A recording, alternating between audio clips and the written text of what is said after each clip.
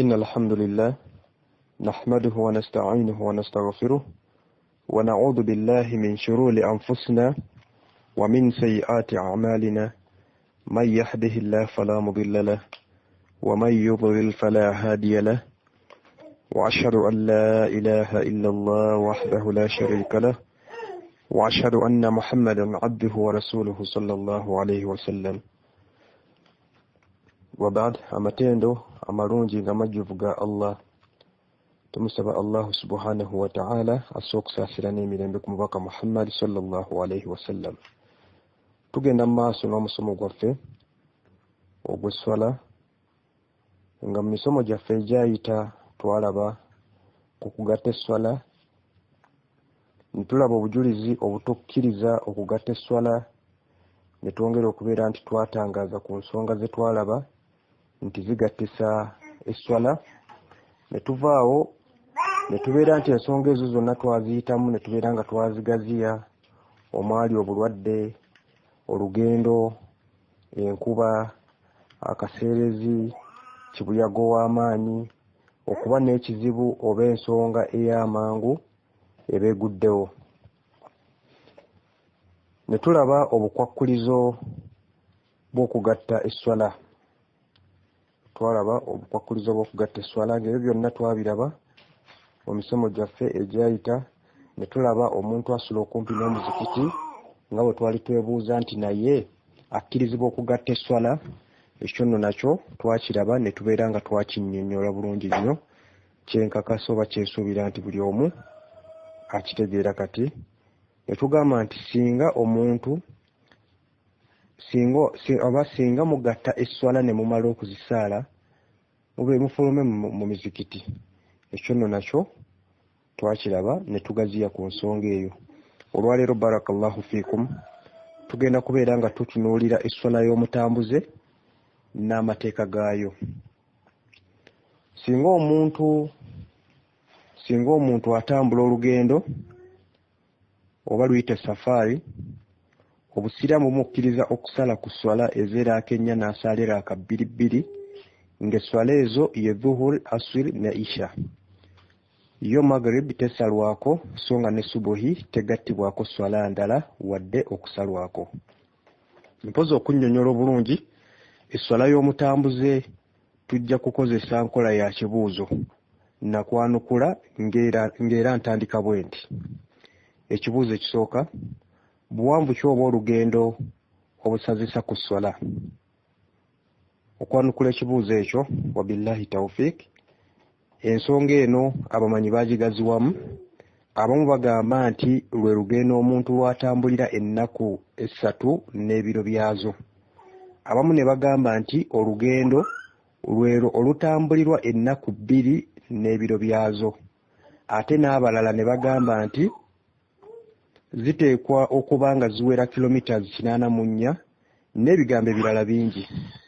Naye ng'ekigambo ekirabika okuba nga kyekituufu nga Allah yasinga okumanya kiri nti obuwanvu bw'olugendo olusazisa ku swala terwakomekwa nti obuwanvu bwalwo bwe buno, wabula obuwanvu bw'olugendo oluyitibwa nti lugendo oba safaari tubutwalira oba tubuzza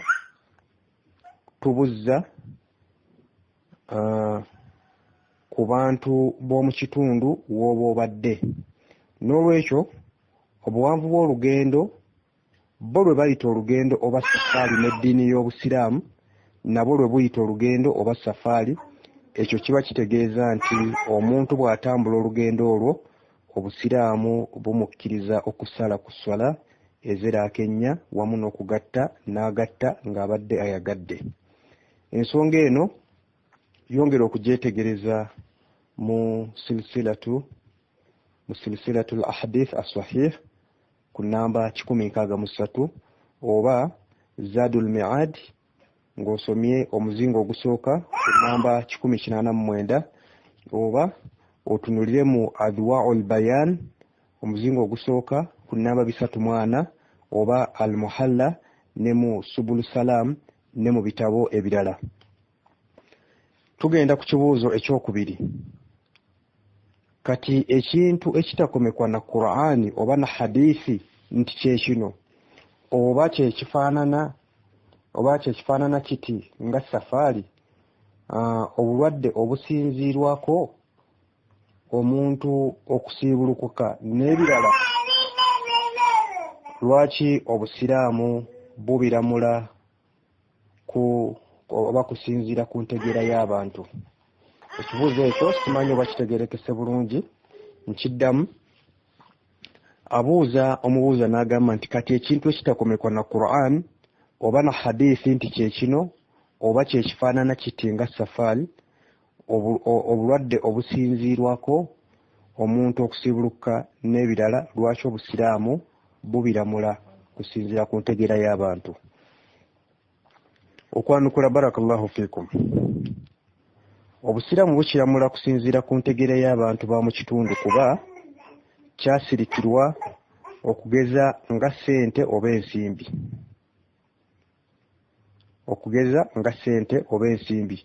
Buli nsi erina ssente zeekozesa, era buli nsi erina ekigero kyayo eky'ensimbi n'enfaanana yaazo. Naye ng'obusiraamu oba tebugambanga nti kye bayita ssente kye kifaanana kiti era kyenkana kiti. Era n'obusiraamu okugeza bwe buba bukulaalikako okutoola zaka mu ssente bugendera ku ssente ezikozesebwa mu bantu abo beeraaliseeko zaka eyo. Ensi bw'ebanga ekozesa ddoola, n'obusiraamu bukubala mu ddoola. Bwe ziba nga pawunda, n'obusiraamu bukubala mu pawunda, n'ensimbi ez'engeri endala yonna. Ekyo ekyensimbi bwe kityo bwe kiri, kuba obusiraamu tebwakyogerako mu ngeri ya komeka, na bwe kityo ne safaari nayo bw'etyo bwefaanana. Mu mbeera efaanana bw'eti, abamanyi bwe bagambira nti ekintu ekiramula mu bintu ebifaanana nga kino eba ntegeera y'abantu. Amakulu eba ntegeera y'abantu ba kitundu, mu lulimi Oluwalabu ekiyitibwa al-urufu. Mu ekyo tuba tutegeeza nti abantu b'omu kitundu obuwanvu bw'olugendo lwe bamanyi nti ddala luba lugendo oba safaari, n'obusiraamu lwe buyita safaari. Ate olugendo lwe bayita safaari n'obusiraamu tebuluyita. Amakulu olugendo lwe batayita safaari n'obusiraamu tebuluyita safaari. Mu ngeri y'emu, abantu b'omu kitundu gwe bayita omutambuze n'obusiraamu gwe buyita omutambuze ebbanga ly'amala nga talina ndowooza yakuba mutuuze. Ate oyo gwe bayita omutuuze n'obusiraamu bumuyita mutuuze ebbanga ly'amala nga tali mu mbeera yakuba mutambuze. Ebyo bwe bimala okutegeerwa obulungi, ng'olwo tuleeta amateeka g'obusiraamu agakwatagana ne safaari n'omutambuze waayo nga gakola ku bintu ebyo byombiriri. Ensonga eno yongera okugisomako mu al-urufu ng'osoma ku peegi 229 mpaka ku peegi 10 ekya Ahmad Ali al-Mubarak. Mpozi nja kubeetondera olw'amaloboozi agayitira mu background, naye nga abo be muwulira be bamu ku bayizi bange wano, naye tujja kusaba Allah abawe okumanya n'okutegeera eddiini eno ey'ekitiibwa. Nga tugenda ku kibuuzo ekyokusatu, abaffe omuntu wa safaari okugatta esswala amala kulaba ng'anaafuna obuzibu okusaala buli swala mu kiseera kyayo? Ekibuuzo kiri nti abaffe omuntu wa safaari okugatta esswala amala kulaba ng'anaafuna obuzibu okusaala buli swala mu kiseera kyayo? Okuddamu ekibuuzo kino nti nedda, omutambuze akkirizibwa kugatta esswala tamala kulaba ng'afunye obuzibu buli swala okugisaalira mu kiseera kyayo ekituufu, wabula olukusa lw'okusaala ku swala luzingiramu buli yenna ayitibwa omutambuze atambulira mu mmotoka, ennyonyi, eggaali y'omukka, akagaali n'ebidduka ebirala. Ensonga eyo nga tugiwunzikidde awo, tubadde tutunuulira esswala y'omutambuze n'amateeka gaayo, era ebaddeko ebibuuzo bibadde 3 nga bwe tubirabye. Tugenda okutunuulira amateeka agakwatagana n'olugendo oba giyite safaari. Tugenda nayo kugiyita mu ngeri ya bibuuzo nga bwe bitera okubeera nga bibuuzibwa. Ng'ekibuuzo ekisooka, mateeka ki agakwatagana n'olugendo? Okwanukula amateeka agakwatagana n'olugendo gali ana: okusala ku swala, okugatta esswala, obutasiiba n'okusiiga ku sitokisi oba engatto. Ekibuuzo ekyokubiri: bujulizi ki mu Qur'an obutukkiriza okusala ku swala? Okwanukula obujulizi ku kusala ku swala, Allah agamba nti bwe muba nga mutambudde mu nsi tewali kibi ku mmwe okusala ku swala. Genda osome suratu An-Nisaa aya ya 11. Bw'atyo Allah bw'atugamba bwe muba nga mutambudde mu nsi tewali kibi ku mmwe okusala ku swala. Ekibuuzo ekyokusatu: buwanvu ki oba olugendo obusazisa ku swala? Okuddamu ensonga eno tugyongeddeko emabega. Tugambye nti abamanyi baagigaziya mu ngeri gye tunnyonnyodde mabega, naye ng'ekituufu kye twalaze kiri nti olugendo olusaziza ku swala lusinziira ku ntegera y'abantu b'olimu. Abantu abo kye bayita olugendo n'Obusiraamu kye buyita olugendo, era amateeka g'olugendo mu Busiraamu gaba galukwatako. Ntegeeza okusala ku swala n'okuzigatta n'amateeka amalala nga bwe twagalabye. Wa barakallahu fikum.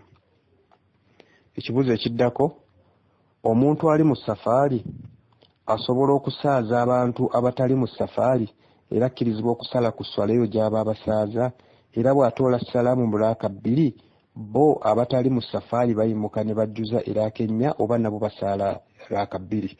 Naam, barakallahu fikum. Ekibuuzo kino kirungi nnyo nnyo nnyo. Okukyanukula wa billahi tawfiiq wal ilmu inda Allahi. Omuntu ali mu safaari akkirizibwa okusaaza abantu abatali mu safaari, era bw'asaaza akkirizibwa okusala ku swala gy'aba agenda okubasaaza, era bw'atoola salaamu ku raaka ezize 2 bano abatali mu safaari bo bayimuka ne bajjuza eraaka zaabwe 4. Ndowooza kitegerekese bulungi nnyo. Wa barakallahu fikum. Ekibuuzo ekirala: omuntu ali mu safaari bw'asaalira emabega w'oyo atali mu safaari asaalira raaka mmeka? Okwanukula omuntu owa safaari bw'asaalira emabega w'oyo atali mu safaari bw'amusaaza eraaka 4, n'ono wa safaari naye alina kusaala raaka 4, kuba takkirizibwa kwawukana kwa imaamu we okuggyako ng'amwegasseeko ku raaka 2 ezisembayo oba emu esembayo ku swala ez'eraaka 4. Olwo nno aba wa ddembe okusaala ng'omutambuze owa safaari. Wa barakallahu fikum. Ndowooza bitegerekese bulungi nnyo ebibuuzo ebyo. Tukyagenda mu maaso. Ekibuuzo ekirala, ono abuuza agamba nti abaffe omuntu okuba ng'afunye ekirowoozo ky'olugendo oba ng'agenda kutambula atandika okusala ku swala ng'akyali waka oba wagenda okusimbuka? Amakulu: abaffe omuntu okuba ng'afunye ekirowoozo ky'olugendo oba ng'agenda kutambula atandika okusala ku swala ng'akyali waka oba wagenda okusimbuka, oba amala kutambulako oba amala kutuuka gy'alaga n'alyoka asala ku swala. Bwe kityo ekibuuzo bwe kifaanana. Okukyanukula kigenda kuba kigazimukko olw'obujulizi bwe tugenda okubeera nga tukozesa insha Allahu taala. Okwanukula ekibuuzo ekyo: omutambuzi oyo bw'aba nga amaliridde nti agenda kutambula, amala kutambulako n'ava ewaabwe oba mu kitundu mwasula, so si kutandika kusala ku swala ng'akyali waka. Olwa hadithi ya Anas egamba nti Nabbi sallallahu alayhi wasallam bwe yatambulanga olugendo olutambulirwa ennaku 3 oba farsakh, amakulu 3, yatandikanga okusala ku swala ez'eraaka 4 ng'asaala eraaka 2. Buno obujulizi buli mu Sahih Muslim namba 691. Nkozeseza ekigambo farsakh. Farsakh 3 zivaamu mayiro 3 ze kilomita 16 n'obutundutundu 636. abamanyi abasinga obungi bagamba nti ekituufu amala kuva mu kitundu kyabeeramu.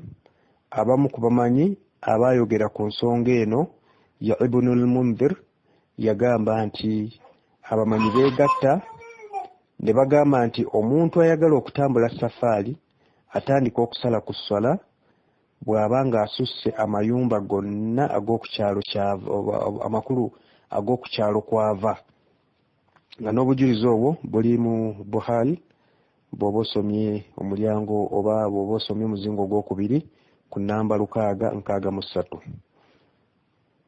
Ate Imaamu Nawawi yagamba nti naye okutandika okusala ku swala kukkirizibwa ng'omaze okuva mu kitundu gy'obeera okutuusa hadiisi eyo oba ebigambo ebyo gye bikoma. Eyo y'ensomesa yaffe abagoberezi ba Imaamu Shaafi era y'ensomesa y'abamanyi bonna okutuusa ebigambo ebyo gye bikoma. Ng'obujulizi ojja busanga mu Sahih Muslim, soma omuzingo ogwokutaano ku peegi oba ku nnamba 2. Nga tugenda mu maaso, ate omumanyi omulala ayitibwa Shinqiti ye yagamba nti omutambuze atandika okusala ku swala kasita ava mu mayumba g'ekitundu gy'asula. Kwe kubanga ekitundu kyonna akivuddemu so si kutandika kusala ku swala ng'akyali wakaawe, olw'okuba alina ekirowoozo oba alina enniya y'okutambula era takkirizibwa kusala ku swala ng'akyali mu makkati g'ekitundu kye gy'abeera. Ekyo nno ky'ekigambo ky'abamanyi abasinga obungi mu bo nga mwotwalidde ne ba imaamu abana, ng'ensonga abamanyi gye beesembesa bagamba nti omutambuze atandika okusala ku swala ng'amaze kutambulako n'ava mu kitundu wasimbudde oba n'ava mu kitundu wasimbudde, kubanga okusala ku swala akakkulizo kaako omala kutambulako. Kati omuntu atannava mu kitundu wasimbudde aba tannatambula, amakulu aba tannayitibwa mutambuze. N'olwekyo ebigambo ebyo oba obujulizi ku nsonga eyo ojja ziraba mu Adwaa'ul Bayaan. Osome omulyango ogusooka oba omuzingo ogusooka ku nnamba 371. Adwaa'ul Bayaan. N'olwekyo tukyagenda mu maaso, ensonga eno osobola n'okwongera okugisomako mu Buhari omuzingo ogwokubiri nnamba 663 oba n'osoma mu Irwaa'ul Galil ku nnamba 563 oba mu Silsilatul Ahadith as-Sahiha ku nnamba 1063. Ekitundu ky'omuntu gy'abeera okusinga tuba tutegeeza ssaza oba disitulikiti, giyite Gombolola oba tawuni. Wallahu a'lam. Nga tugenda ku kibuuzo ekirala, omubuuzi abuuza nti ennaku mmeka omutambuze zaamala ng'asala ku swala? Okuddamu, abamanyi abamu bagamba nti omutambuze bw'asukka ennaku 4 mu lugendo lwe, olwo atandika okujjuza esswala, amakulu tasala ku swala, wabula ng'ate Nabbi sallallahu alaihi wasallam yasala ku swala ng'ali mu lugendo okusukka ku nnaku 4, ng'ekyo ne basahaba be baakikolako. Naye ng'ekigambo ekituufu kiri nti omutambuze akkirizibwa okusala ku swala ebbanga ly'amala nga tannaba kumalirira kuba mutuuze mu kitundu ekyo, amakulu nga tannaba kumalirira kuba mutuuze mu kitundu ekyo kyekimu, obutuuze bwa kiseera wadde nga bwankomeredde. Ebigambo ebyo osobola obisiŋŋana amakulu obujulizi osobola obusingana mu kitabo ekiyitibwa Al-Fatawa, osoma omulyango ogwa 24 ku nnamba 18 oba Zadul Mi'at omulyango ogwokusatu osome omuzingo ogwokusatu osome okuva ku 561 mpaka ku 565.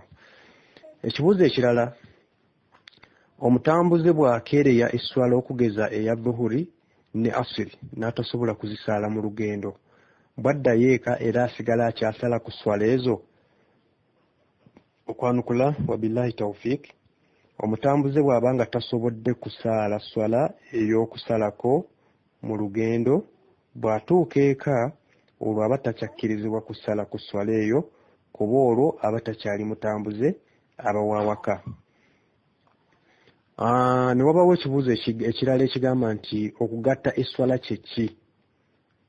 Okugatta esswala kitegeeza omutambuze okusala dhuhuri ne asiri mu kiseera kimu oba okusala magribi ne isha mu kiseera kimu. Mu kino ayinza okugatta dhuhuri ne asiri n'azisalira mu kiseera kya dhuhuri oba okuzisalira mu kiseera kya asiri, oba n'asala magribi ne isha nga zombi azisalira mu kiseera kya magribi oba magribi okugisaala ne isha mu kiseera ekya salatul isha. Jjukira nti bw'abanga agatta esswala asooka n'esooka amakulu dhuhuri n'esswala asooka dhuhuri n'azzaako asiri, ate magribi ne isha asooka ne magribi n'azzaako isha. N'olwekyo obujulizi ku nsonga eno, sahaba ayitibwa Muaz anyumya ng'agamba nti twagenda ne Nabbi sallallahu alaihi wasallam mu lutalo lw'e Tabuk, ebbanga lye twamalayo yali ng'asaala nga naffe atusaaza esswala ye amakulu esswala ye dhuhuri ne asiri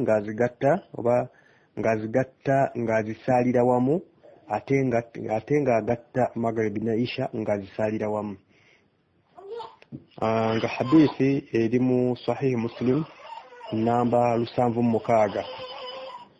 Omuntu agatta esswala azisaalira mu kiseera ekiba kimwanguyidde amakulu waddembe okusaala dhuhuri ne asiri mu kiseera ky'emu ku bbiri ate n'asaala magribi ne isha era mu kiseera ky'emu ku bbiri. Ekibuuzo ekirala, abaffe onaabuuza agamba nti abaffe buli lw'osala ku swala ate era oteekwa n'okuzigatta, okwanukula nti nedda sitteeka nti buli lw'osala ku swala nti ate era oteekwa okuzigatta, wabula omutambuze bw'aba ng'embeera gy'alimu emusobozesa kugatta na kusala ku swala agatta era n'asala ku swala, ate bw'aba anaasobola kusala ku busazi waddembe okusala ku swala n'atazigatta nga buli swala agisaalira mu budde bwayo naye ng'asaala raka bbiri ku swala ezo ez'eraka ennya nga bwe twakikunyonnyodde waggulu. Ekibuuzo ekirala, omuntu ali mu safaari bw'abanga alinako wayimiriddeko okumala ekiseera asala ku swala wamu n'okuzigatta? Okwanukula omuntu ali mu safaari singa afuna ensonga emuwaliriza okubaako wayimirirako okumala ekiseera ekigere, akkirizibwa okusala ku swala ebbanga ly'amala nga tannafuna ndowooza yakufuuka mutuuze oba yakufuuka mutuuze mu kifo ekyo ne bw'amalayo emyezi n'emyezi.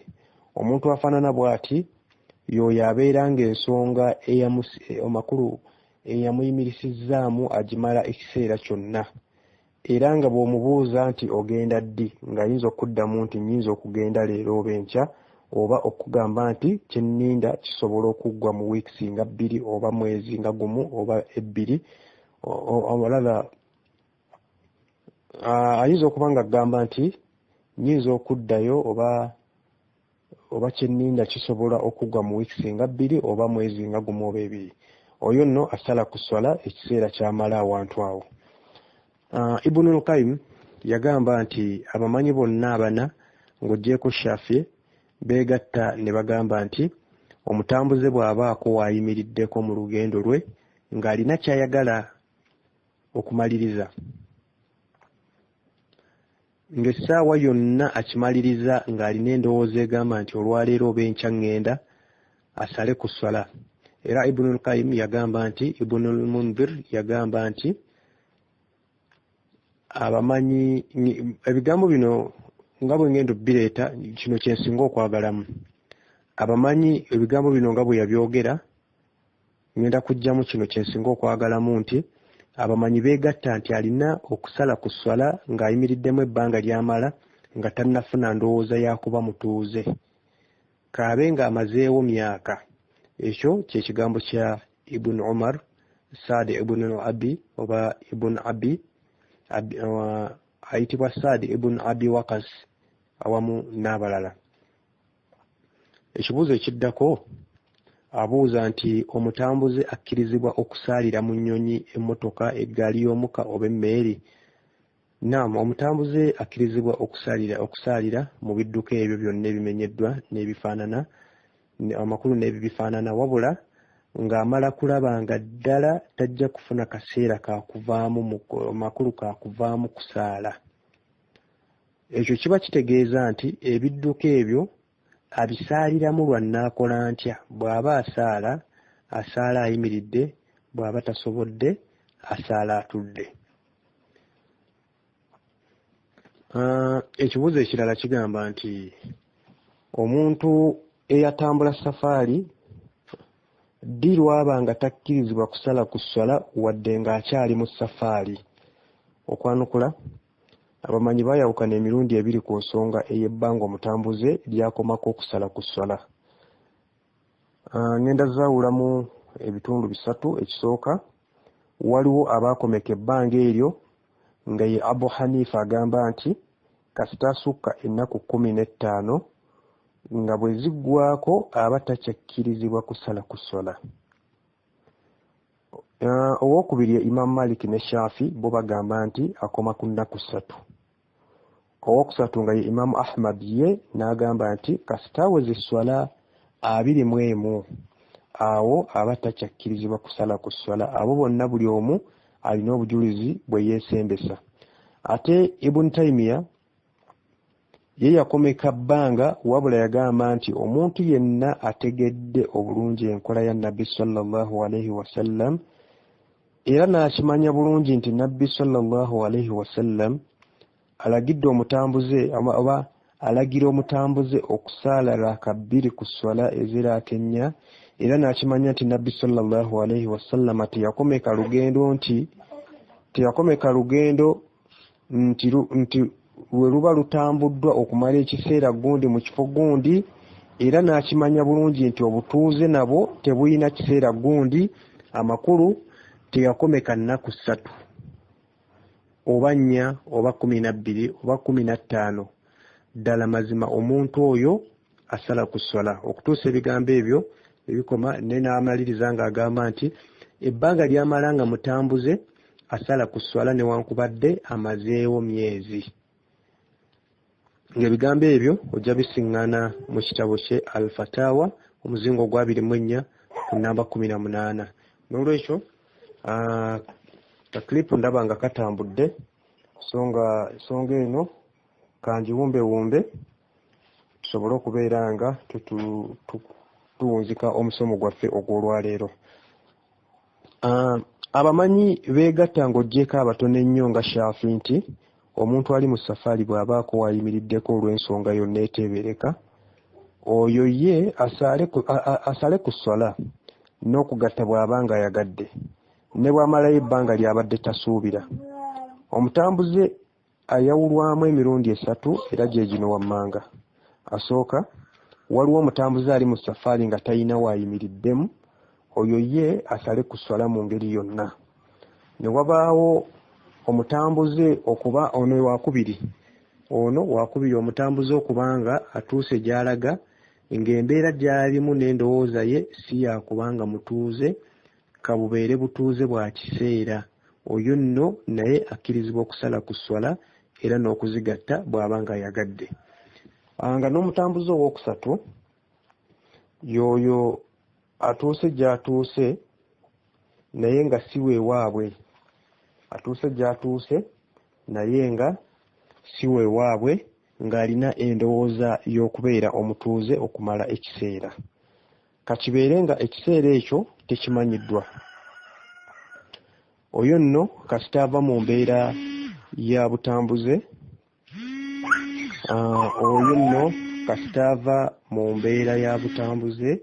oyo nno tasala kuswala wabula asala raakanyanya okutuusa lwalisiba engugu n'addayo gye yava.